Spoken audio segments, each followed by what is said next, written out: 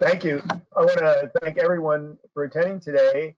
And our goal is to get to as many facts as possible about what is going on the southern border, and to get to as many questions as we can in the time that we have. So let me ask our panel to join me on the screen. And while they're turning on their cameras, let me just very quickly introduce Congressman Tom McClintock, who's the ranking member on the subcommittee on Immigration and Citizenship on the Judiciary Committee. Ken Paxton, the Honorable Ken Paxton, Attorney General from Texas, who I believe whose state has more border with Mexico than any other state in the United States, and my good buddy Gene Hamilton, who had served both in the Justice and Homeland Security departments in the Trump administration. So, gentlemen, thank you. Between the three of you, I don't think we could have asked for a more qualified team to really hit on all these key issues. So I'm going to start with a round of questions that I hope will frame the rest of our discussion. And I'd like to go to you first, Attorney General. Tell us what is going on the U.S. border with Mexico today. Well, it's hard to really explain because we've been here before under President Obama, where we had a massive influx of immigrants because they generally just opened the border. They didn't enforce the laws. They encouraged border security not to do their job. And then President Trump came in, he changed the narrative and basically suggested to people coming from our southern border that you can't get in. We're building a wall. You shouldn't come. If you do come, you're going to stay in Mexico. Border security is going to enforce the law. And for some unknown reason, because that worked, President Biden decided to go back to the model that didn't work. And we're back in even a worse position than we were because people are just flooding in from all over. But now, on top of all the issues that we had before with human trafficking, drug trafficking, and other crimes, now we've got COVID issues with people coming across the border that have that are positive for COVID, and they're being confined in large group in small areas where it's much more easy to spread. So let me ask you, what in your mind are the concerns from your level that worry you the most about this particular border crisis? You know, I think it's the main thing that I'm concerned about is just crime and the spread of disease. I think it's been proven from past that we've had a spreading of human trafficking and drug trafficking. These cartels are the ones that are bringing people in and out, and they're effective at this point. So, Gene, let me ask you a question. So we know it's a crisis, right? Under the Obama administration, when Jay Johnson was Secretary of Homeland Security, he said that this was that 1,000 people crossing a day were a crisis. I think we're pretty confident that the number of crossings a day is at 6,000 or more. So let's put aside the argument whether it's a crisis or not. It is.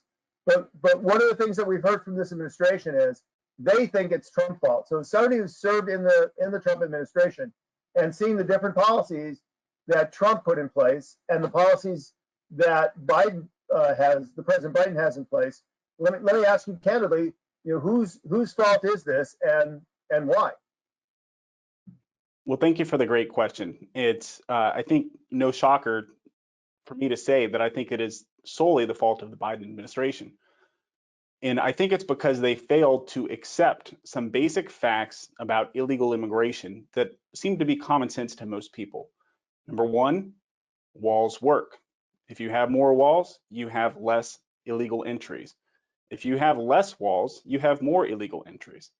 I think the second point to make is that more illegal entries that are successful lead to more illegal entries that are successful. People talk, people call their family members, they call back home to Guatemala, to Honduras, to El Salvador, and they say, hey, look, I made it.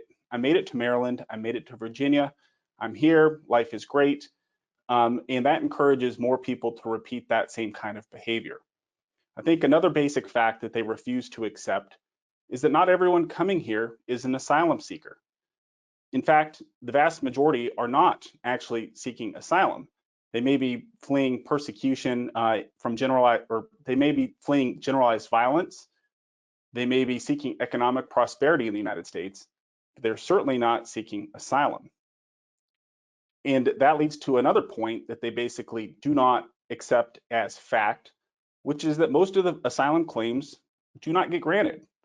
So not only are most of these people not asylum seekers, but the claims that do get submitted, the overwhelming majority do not get approved. Two more points. Coming into the country unlawfully is a federal crime. It makes no difference whether your intent is to seek asylum or whether it's to come in and just come in the United States and work. It's a federal crime, and people have to be reminded of that on a regular basis if they hope to have any kind of deterrent effect at the border. The last point that the Biden administration doesn't seem to grasp and doesn't seem to understand is that if you do not remove people at the end of their process, at the end of any immigration court proceeding, you undermine the integrity of the entire system. And that is exactly what is going to happen with the apprehensions that we're seeing at the border right now that aren't being expelled under Title 42. They've erased MPP and the program that required people to wait in Mexico for their court hearings. They have no plans in place to remove any of the people who they're apprehending today. And so we are going to see tens of thousands of more people coming to the United States unlawfully as a result of their policies. So let me ask you to unpack that a little. So clearly the administration, their different policies, one of the things that we did at Heritage is we put out a list of these are the Trump policies and these are the ones that repealed or changed. And I don't know if we can add that into the chat box there, the link to that list. But of the changes, and arguably one of the things that the changes do is they essentially give a roadmap to human traffickers. These are the best venues to exploit to get into the United States and remain in the United States. So it's almost like you're telegraphing to them how to game or beat the system. So let me ask you as a follow-up, which changes do you think create the most opportunity for the cartels and the smugglers to recruit, move people into the United States? What's most attractive? I think the number one change was eliminating the migrant protection protocols, the program otherwise known as Remain in Mexico. If a smuggler or a human trafficking cartel is able to communicate to a potential person coming from Guatemala, Honduras, or El Salvador, or elsewhere, that they will be successful if they come to the United States, if they bring a child with them, and that will allow them to obtain entry into the United States. That is the number one thing that people care about. That is the number one selling point. With Remain in Mexico, we had a program where people were allowed to present their claims. They were allowed to have their due process. They just simply waited in Mexico while that process occurred. Mind you, a country that they were just willingly in on their journey up to the United States.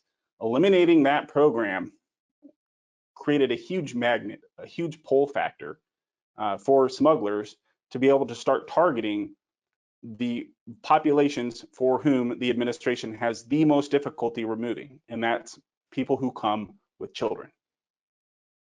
Right. So you're basically saying that gaming the asylum refugee claim system creates a huge gap. Rather than being a humanitarian gesture, what you're really doing is you're telling the coyotes and the smugglers how to beat the system. And so the program that the Trump administration had in place, which is the MPP program, which is essentially Remain in Mexico, that was you would remain in Mexico and your claim would be processed. Now, you know the numbers, so correct me if I get them wrong. So I understand that the average, and it's the same people, right, adjudicating the claims. Like whether you're coming from a war-torn country or you're coming from Mexico, it's the same people that look at the paperwork and make the determination. That the normal rate of approval for an asylum claim in the United States is somewhere between 20 and 30%, and that the approval rate of the people that were Remain in Mexico was like 1 or 2%, which to me suggests that the overwhelming number of claims in Mexico weren't valid. They were really just economic migrants that were making a refugee claim. Do those numbers sound right to you? Those numbers do generally sound right. I mean, if you take a global average and you include all of the asylum claims, including from nationals of China and of other countries where we know that persecution does occur and that do present from time to time valid asylum claims, the global average is somewhere around 20%. If you drill down by nationality, the claims originating out of Central America, they vary from year to year, but it's usually somewhere between 12 and 16% approval rates. And with MPP, we saw even fewer cases getting approved. And that's not because it's not because MPP was a system that was created in a manner that was designed for people's claims to fail. It was simply the fact that many people gave up. They knew that the game was over. They weren't going to gain access to the United States, and they didn't have an asylum claim to begin with, which goes back to one of my original points. Not everybody coming to the United States unlawfully is an asylum seeker.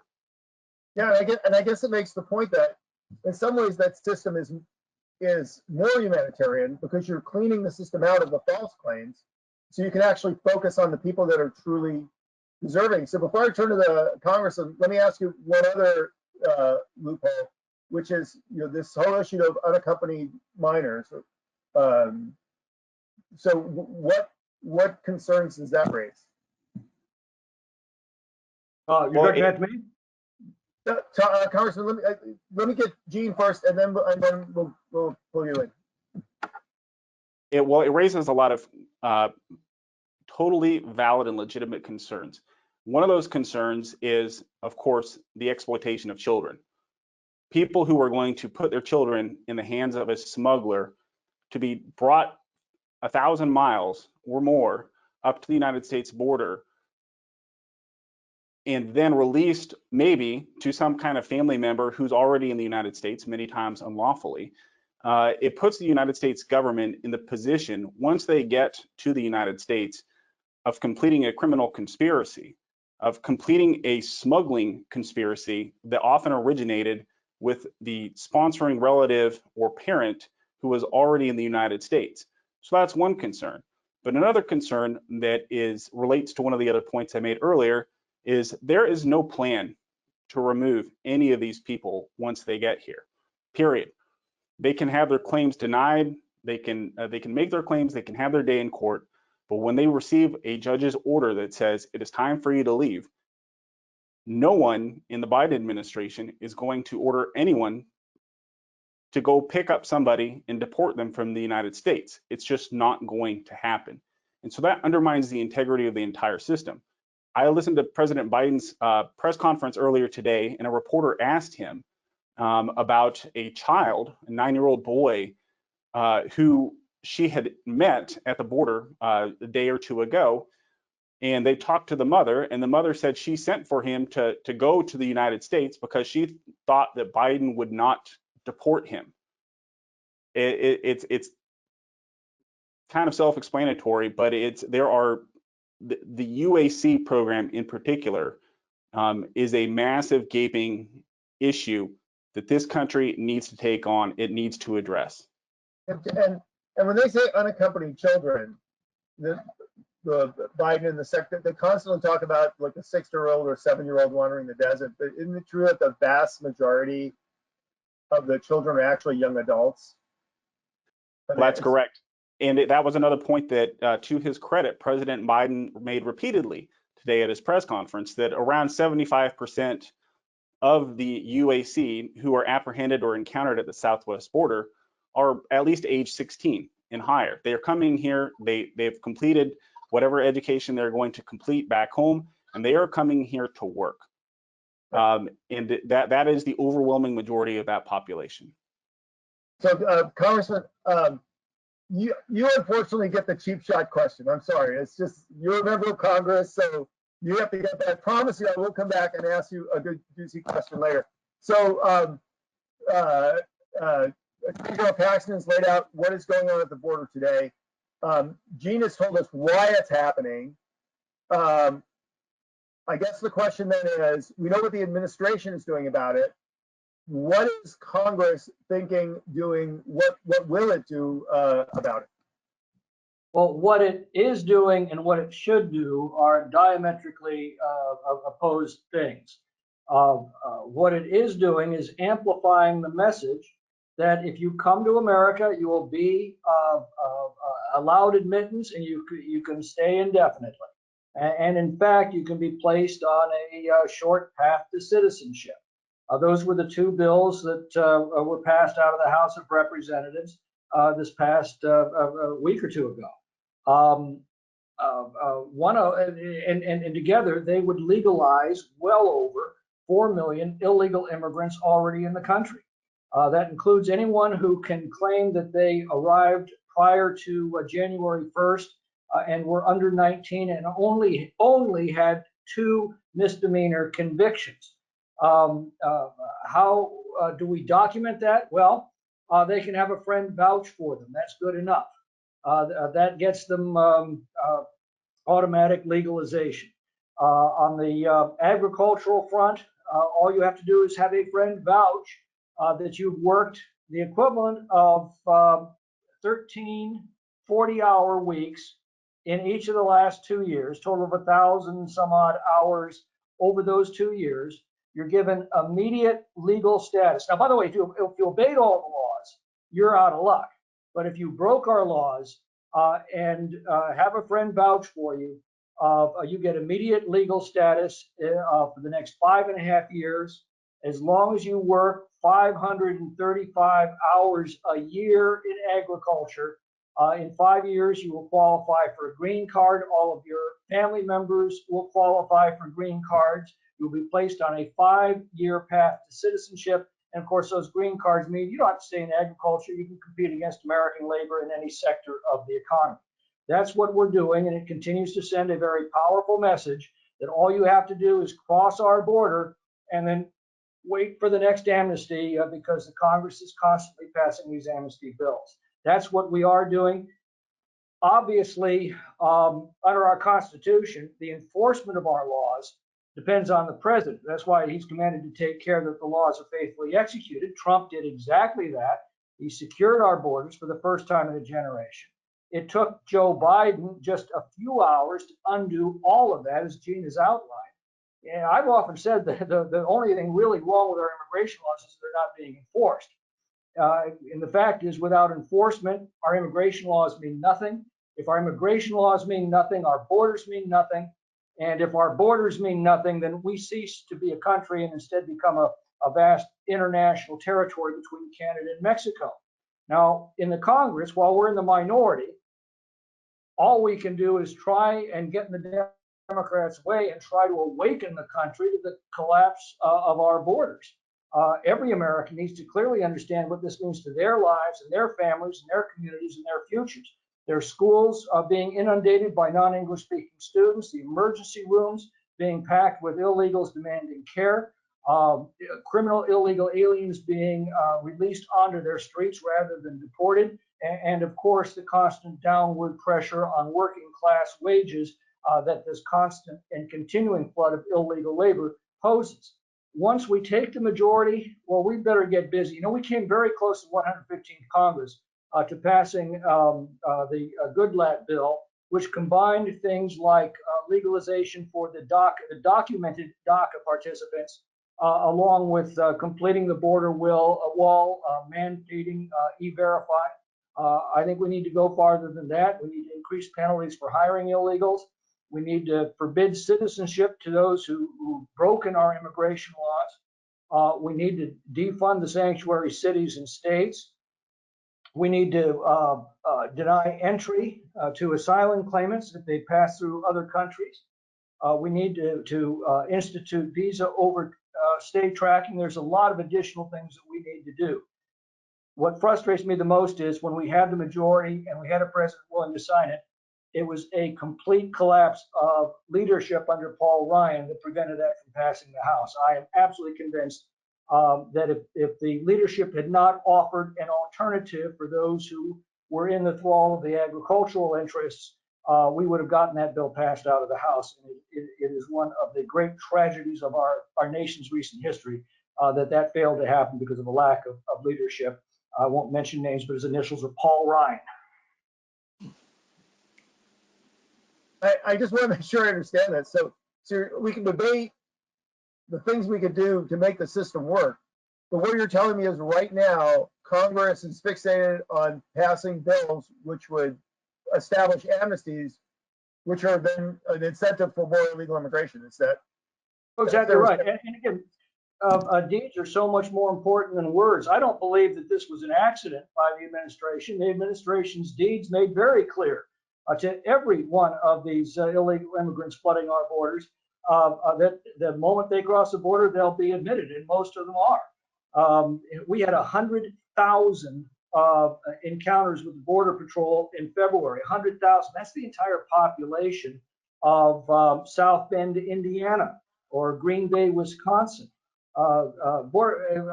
Children get automatic entry. And when we say children, as you pointed out, that's not only people who are up to 18 years old, that's people well over 18 who are claiming they are under 18 years old. All of them get admittance. Just the number that we're holding right now, pending release into this country, is the entire population of Truckee, California. So, Gene, I'm going to come back to you in a little bit and ask you to project what's both the numbers of illegal crossings that you think will happen, and also the number of people that will be allowed to stay, and also extend that to look at the overstay issue. But before I do that, Congressman, I want to ask you the same question I asked Ken, and then I'm going to come back to Ken and ask a question. What are your all the stuff that's going on the border now and with non-enforcing immigration laws? What are your top concerns? What things worry you the most? Well, the collapse of our border means the collapse of our country. And again, this is all quite deliberate. I mean, if you listen to what the Democrats have been saying in response to this unexpectedly large incursion on our border is, don't come now, don't come yet. We're preparing additional processing facilities. None of that is designed to secure our borders. It is all designed to infuse this population as rapidly as possible. Gallup warned that I think 45 million people would like to come to this country. That's probably a low number. And with a border that doesn't exist, they will. They're coming now because it works. And ultimately, it's very clear what the plan is. The Democrats know they've lost the support of the American people.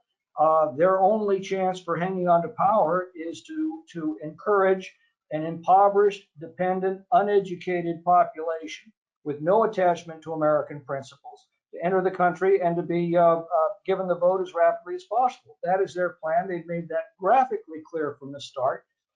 We ought to believe them. I just underscore that point. So we have an administration whose idea of fixing the problem, the way you've described it, and please disagree if anybody disagrees with that, is to create an orderly process of illegal immigration. That's their idea of a fix. And there's no discussion of any of the issues you raised. How are you dealing with the COVID that we're reporting? How are you dealing with the $14 million a day that you're dumping into the cartels? How are you dealing with the people who are coming here to compete for jobs? How are you dealing with the national security interests at the border? How do you restore the sovereignty of the border? That's really stunning. So, Attorney General, I'd like to turn back to you because Texas, as Texas does, never just lies down and takes it. So could you talk for just a bit about some of the things that you are doing in your state to try to address some of these issues? So it's immensely frustrating because under Supreme Court precedent, we're supposedly not given a lot of latitude to deal with illegal immigration. It's on Congress, it's on the federal government to deal with it. And unfortunately, as we can see, that's not happening, and we have to suffer the consequences, both from a health standpoint, from a crime standpoint, from a cost standpoint. It's all put on us. The federal government doesn't step in and help us. We are sending resources to the border, but they are limited in enforcing state law. We can't stop people from coming across the border if the Biden administration is going to just let them.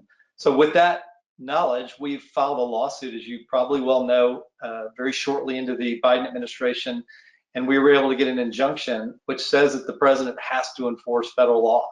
That's his constitutional role, that's his constitutional duty. It doesn't seem to me that he's actually doing that. We're going to end up in court with this debate and this argument to suggest that the federal government is not doing that. And I think as we go forward, you're going to see more lawsuits from us. And we may have to revisit this precedent that the Supreme Court set in U.S. v. Arizona, where they basically put this on the federal government. The problem with that is if the federal government puts laws in place and then they don't enforce them, then we're stuck and we can't enforce our own laws. We can't create our own laws. Then basically we have an abdication by the federal government, and it sort of preempts us and moves us out of that ability to take care of ourselves. To me, that just doesn't seem right. We ought to be able to defend ourselves if the federal government refuses, and actually doesn't even refuse. They actually invite the trouble into the country, and there's nothing we can do. So I feel like we're going to be involved in numerous other lawsuits as we go forward. I'm just hoping that the federal courts are an aid to us as the executive branch ignores their responsibility. So what about wall construction? Because I don't know if people know, but the whole idea was not to build a wall from sea to shining sea.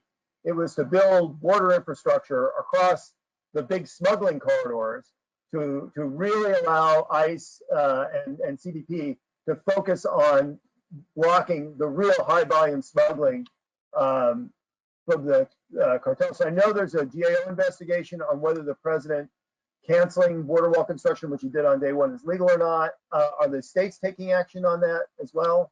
Well, we haven't so far. We're looking at it. There's no doubt that walls work. They worked in El Paso. El Paso used to have one of the highest crime rates in the country, and they built a wall under Bush, or a fence, and it worked. The crime rate went down. It becomes one of the safer cities in America. We know that it works in other countries like Israel.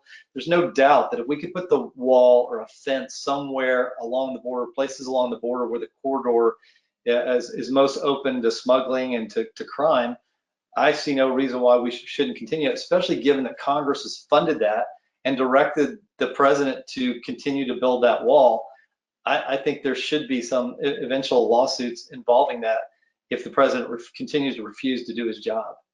Yeah, and as I understand it, just canceling it, which like you did on day one, the people in the department tell me that the termination costs of canceling the contract are going to be something like $2 or $3 billion. So he's going to pay $2 or $3 billion not to build a wall. If he just built that $2 or $3 billion of wall, he'd have gotten a lot more security. No, it's crazy. I think they're spending $6 million a day to keep these contractors sitting on the ground. That's a lot of money to waste that could be going to a very good use to protecting the United States. And his answer to that is, let's do social media, where they're spending millions of dollars. They claim they've spent millions of dollars and reached millions of people that would likely come here. I don't think that works. I mean, I don't think there's any evidence that any of that money has been used in a way that matters. It's just been a pure waste as more and more people come across the border. So Gene, let me flip back to you. So what are these numbers going to look like if we just keep doing what we're doing? Well, I think what we will see is we will continue to see an uptick. I think that in February, there was a spike of 19,000 encounters of members of family units along the border. The administration has paid lip service to the fact that it's still using Title 42 for family units. We know that they're not. They're just simply not. And in fact, there was an Axios piece. Explain for folks what Title 42 is. So Title 42 is an authority that the CDC has to prevent the introduction of persons into the United States if they could be carrying a communicable disease of public health significance. COVID-19 is certainly such a disease. It allows, in practice then, for aliens who fit that profile, if they cross into the United States, to be rapidly expelled. Not everyone was rapidly expelled into Mexico. That's another myth that the Biden administration has perpetuated. Some people were rapidly expelled via airplane back to their home country. So it was an authority that was special. It was used for the purposes of dealing with the pandemic. The Biden administration has refused to apply it to UACs. They are refusing to apply it to family units right now, as we can see with the February numbers. And also, as I was just mentioning, there was an Axios piece a few days ago that said last week, 90% of the family units encountered, I think it was the week between March 14th and March 21st, were not expelled via Title 42, which means that all of them were caught and released into the United States. They will never be removed. They will never be deported. And so what that will mean is that we will continue to see the numbers slowly tick up. They will go up. They will continue to increase, and they will not stop increasing among those demographics until something changes, until something happens and people are not able to gain access to the United States. So I'm going to ask you to just unpack for a bit, explaining to folks what is catch and release, why did the administration stop it, and what's the impact of the Biden team reinstating that? And then I think we're getting a little close. I want to put out a question to the panel for everybody, and just think about. I got to ask you, why is the administration doing this, and what do you think the American people think about the policy that they're seeing now? And do they understand? Do they get it? Are they okay with it? But Gene, because catch and release, I think, is a big part of the lack of deterrent value of the policies. Why don't you do that first, and then I'd like to throw that question to the whole panel. So go ahead. Great. Well, catch and release it can mean a number of things, but at its core, at its basic, is you apprehend someone or you encounter them along the border, you release them into the United States, you do not detain them, or you detain them for such an insignificant period that it doesn't matter, and you tell them to show up on a certain date in the future, 60, 90 days from now. Go show up for your court hearing in this city or that city, depending on where their ultimate destination is. They're asked to show up there to present themselves at their court hearings, to continue showing for those court hearings, and they will not be detained the entire time. It is a disastrous policy in terms of leading to actual removals from the United States at the end of any process. We know DHS did a study that was released, I think, on New Year's Eve of last year that showed that 98, 99% of people who were continuously detained after their encounter at the border were ultimately removed from the United States. I think you can imagine what the results might be for people who were released into the United States and asked to show up for their court hearings. The left likes to talk a lot about appearance rates for court hearings and the fact that people show up for their court hearings. And they'll point to a study here or a study there that tracked maybe some small pilot demographic group who showed up for maybe 3 or 4 court hearings in a row and then were removed from their ankle monitors, and they tout that as a success. But the ultimate measure of success is not how many court hearings you showed up for. It's, did you show up for your merits hearing the day of that the judge set it for? After that merits hearing and your claim was denied, some people's are approved, but most of them are denied. Did you actually depart the United States? Did you comply with your lawful obligation to leave? If you didn't, then what's the point of the entire process? If you're not going to affect a consequence at the end of that process, the rest of it is meaningless and it's a waste of resources.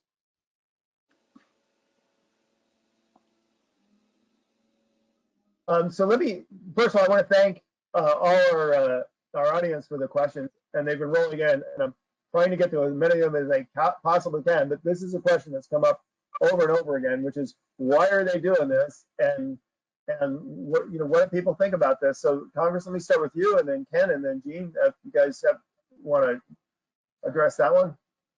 Well, again, why they're doing it is political power. They look at this vast new population that is economically dependent, is uneducated, and totally unattached to American principles, being a new constituency for the radical left that's taken over the Democratic Party.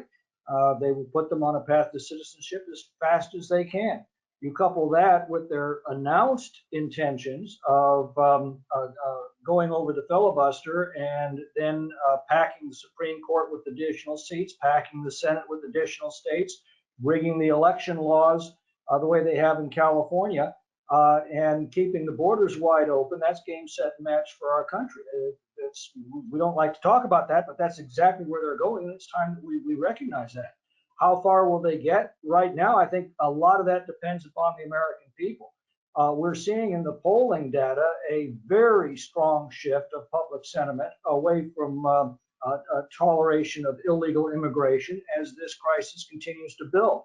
I firmly believe that a lot of the success that Donald Trump had in moving ethnic minorities into the Republican column was because it was America's working class families who had the most to gain by slowing the influx of low-wage illegal labor. It was once the Trump administration got control of our borders, that's when we saw blue-collar wages take off for the first time in a generation. The income gap actually narrowed. We saw the strongest wage growth in 40 years, the lowest poverty rate in 60 years. So I think, in fact, if Donald Trump had just been able to channel a little of his inner Ronald Reagan, I think he would have won in a landslide. So I think that realization is already occurring. You know, we forget that Cesar Chavez, the founder of the United Farm Workers, was in his day the most outspoken opponent of illegal immigration in the country because he recognized the threat that illegal immigration and the low-wage labor that's attached to it had to his members that he'd founded United Farm Workers to protect. And on top of that, as we see crime rates rising, as we see dangerous criminal illegal aliens being released onto our streets instead of deported, as our kids start coming home and saying, yeah, the teacher had to spend all their time on the non-English speaking students. We really didn't get to us. When they visit an emergency room and it's packed with illegal immigrants who are demanding care, and under law, they're entitled to it. When you start factoring all of these impacts, I think the American people are going to respond as they always have in times of mortal peril of our country. They will engage, they will rise up, and they will set things right. Attorney General. Yeah, so I don't have much different. I wish I had a different answer, but the reality is this problem that we have on our southern border has no benefit to the American people. It creates greater health risks, creates a tremendous economic cost. We have increasing crime. We lose American jobs. There's no upside to Americans in general. There are no good reasons for doing this other than for political advantage. And it seems the congressman, I think he's right. They think they're going to get votes out of this. And basically the American people are expendable along the way. As long as they have political power, the downside consequences are devastating. Some people lose family members, and apparently that's worth it to get some votes. Is there a connection between the process of orderly illegal immigration, the amnesty bills, which essentially give people residence in the United States, and HR 1, which is which would federally dictate how elections were conducted, including removing the safeguards that prevent non-resident citizens from voting in the United States? Do those things add up to a concern for you? I didn't hear who you were asking the question of. Sorry, that's for you, because this directly impacts on the state, because the federal government's going to tell you how to do elections. Yeah, I mean, it's federalizing the elections for what purpose? To take them over, to put on us the problems that occurred in other states, mail-in ballots and signature verification and drop-off boxes, and now you can't use voter ID. It's amazing that this is even being considered. It would do great damage to the credibility of our elections. I can't say that Venezuela would be any worse than the United States if we go down the road of HR 1. It is designed to allow for as much voter fraud as possible so that the American people will have no idea who actually wins these elections, which is very similar to other countries that have lost credibility and that have lost real democracy. Right. And just to be clear, but creating a system that would allow non-resident citizens to vote in our elections and never get caught, never pay a price for that, that's fraud, isn't it? That's very odd, and it's very sad that that's the direction of this bill, but clearly that is the direction. They put in this bill as many possible ways for voter fraud to occur, including allowing people that just walk across the border to come vote. So, Gene, I want to ask you the same question. Why are they doing this? What do the American people think about that? And then I want to give each of you a chance for just a quick for your last thought. What for you is the takeaway from this event, the takeaway for people, the one thing that you want folks to remember? So, Gene, first let me ask you, what's happening here? Why is this happening? Well, Jim, I think it really comes down to what I got at the start of my remarks after your first question. It's because the Biden administration has taken a radical position. It's been advanced by the radical left for a long time, and they refuse to accept things that are basic facts about illegal immigration at the border. And if you refuse to accept those basic facts, everything else, every policy decision that you make flows from it.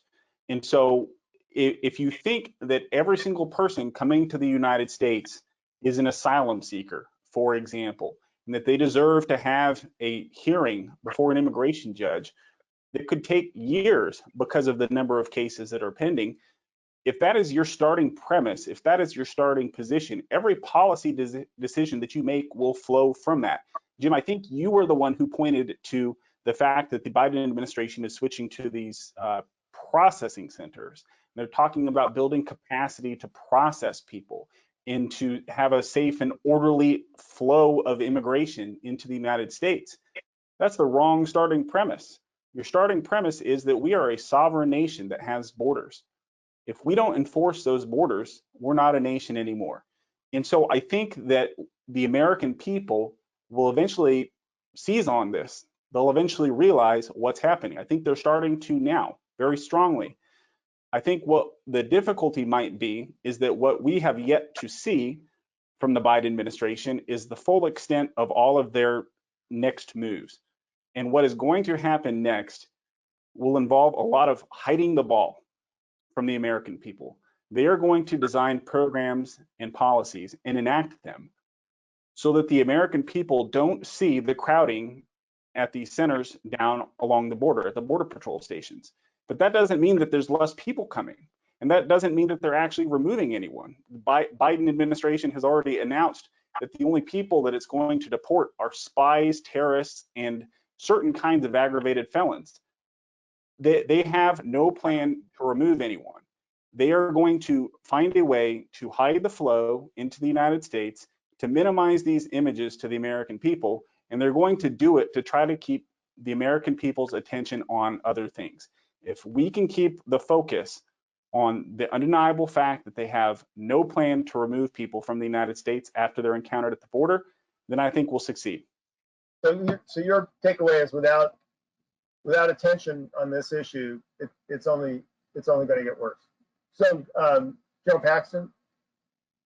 So my takeaway is we can't give up. We've got to continue the fight because we can't afford to lose this fight. We have to be able to control our borders, or as our other commentators have suggested, we don't have a nation. And so this is a fight that we have to find a way to win, and we have to find a way to continue to fight together, or we will lose our nation. Joe McClintock? I'm sorry, Congressman McClintock. Sorry. Well, basically, same takeaway. We're long past the discussion over whether this is a border crisis. The question now is whether we have a border at all. And history is screaming this warning at us that the countries that either cannot or will not defend their borders simply aren't around very long. Without enforcement of our immigration laws, our borders mean nothing. If our borders mean nothing, we no longer have a country. This is a mortal peril to what Lincoln called the last best hope of mankind on this earth. And the great irony is, it is the principles of freedom that created the most prosperous, the happiest, and most just society in the history of human civilization. It is those very achievements that draw people from all over the world to want to come to our country. But opening our borders the way the Biden administration has threatens to destroy all of that. And as I said, turn us simply into a vast international territory between Canada and Mexico, both of which, by the way, have immigration laws that they actually enforce. You know, I think that's a great endpoint, a great takeaway. There's not a developed country in the modern world today that has immigration policies like this. None. No other country in the world is doing this. And if you go back to the European migration crisis of just 2 years ago, remember that it stopped when they actually adopted policies that looked a lot more like the policies under Donald Trump. So America is going against the grain of everybody else in the world. It's a shocking reality. Gentlemen, thank you so much. I want to thank our listeners for the incredible questions, and thanks everyone for joining us today. Thank you. Thank you.